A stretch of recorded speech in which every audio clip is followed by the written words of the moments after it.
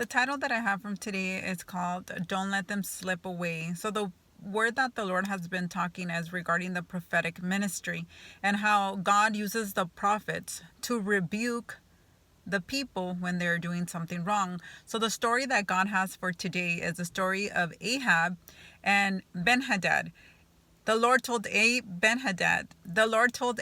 that he was gonna take everything away from Ben-Hadad, and so Israel can have it.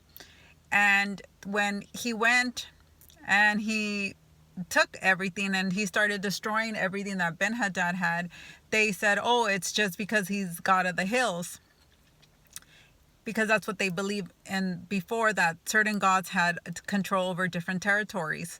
But then after that, they're like, but if we fight with them in the plain, and then we will win.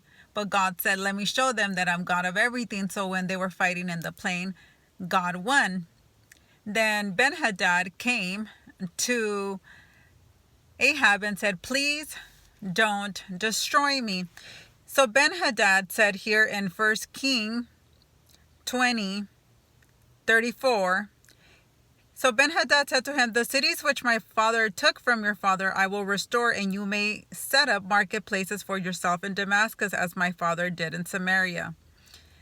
So here is the point of the story. Here the point of the story is that everything already belonged to Ahab, because God said, I'm going to go in and I'm going to take it.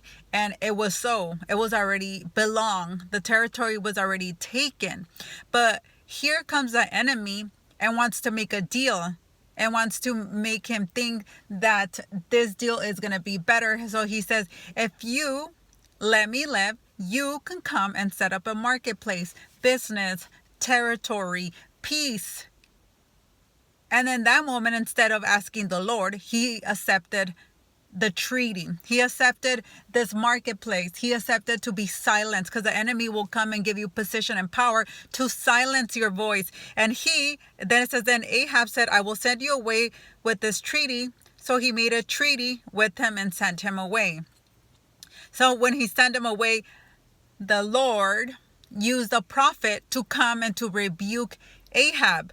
So here it says, 42, then he said to him, thus says the Lord, because you have let him slip out of your hand, the man who I appointed to utter destruction. Therefore your life shall go for his life, and your people for his people. So here God used a prophet, like God has been saying.